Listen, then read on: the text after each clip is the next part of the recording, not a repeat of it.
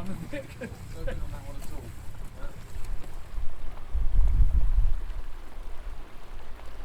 When the wherry arrived, it was a case of craning the old mast off. When we were lifting it off the boat, we had to weigh it because no one had the actual measurements, the real weights. They have been estimated. So once she was off, we weighed the whole lot together. The counterweight was then separated. Then we lifted off the old mast and weighed that to give us the exact weight. We then had to lift the new mast and calculate the weight of that, which actually was about 200 kilos lighter than the old mast. This meant we were forced to change the mass of the counterweight to balance out for the new mast.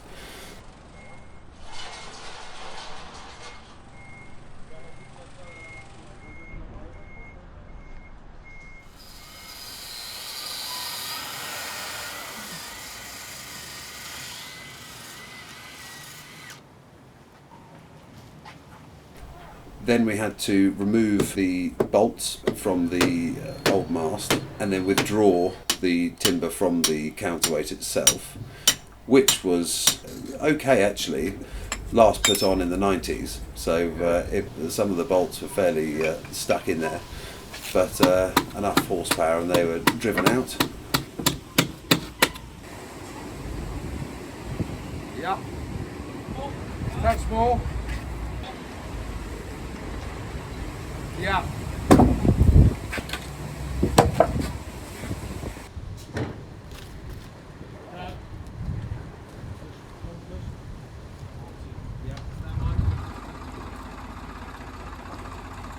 The hardest bit of the whole project was probably at the very beginning, taking the patterns from the old mast and laying that out and making this new mast to suit.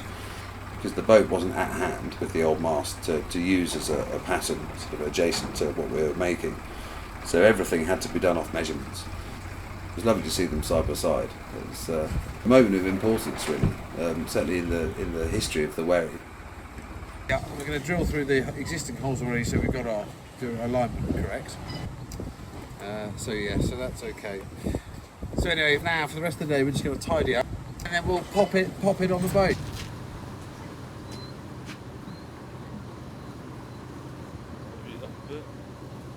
Due to the counterweight being such an awkward shape, we couldn't lift it on its own to separate, so we had to fit the new mast into the counterweight as it was, bolt it up dry, and then lift the whole lot up and undo the fastenings underneath. Okay, Tom? The additional large weight that had been put on in the late 90s.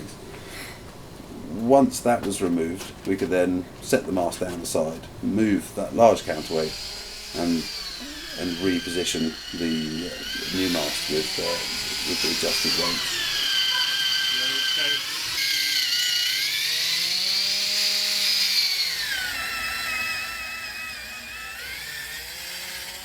The Wherrymore Trust had to go and get the bolts rethreaded and shortened due to the reduction in length of the bolts needed now. And when they came back, we then had to just test fit all the bolts again, check they were fine, and after that we had to mix up some what they call towel, which is a mixture of tar varnishes, paints and mastics. Apply that to the new mast on the scarf and then very carefully fit that back into the adjusted counterweight.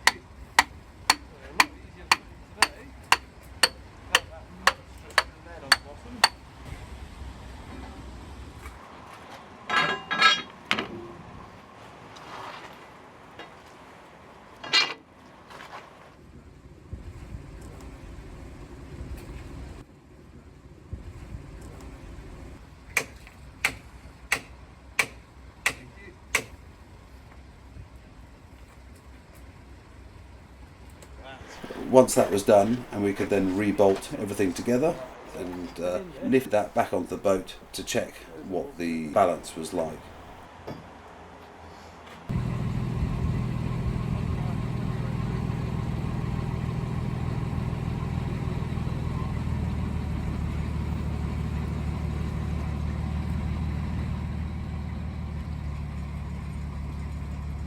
I've been told that the mast should be balanced at 45 degrees. So we tried this. As it went up, it was about 45, but then there were a few items missing, such as the forestay and the blocks. So once we attached all these and did it again, it only came up to about 30 degrees. So we realised that we needed a small amount of weight in addition to what the core weight was. So we added one of the 80 kilograms onto the forward face of the mast, and it behaved perfectly, thankfully. We let it rise and it sat at 45, and couldn't quite believe our luck, actually. I think everyone assumed it was all highly calculated and very freshly done, but sometimes you've got to have a bit of luck on your side, and she sat well at 45.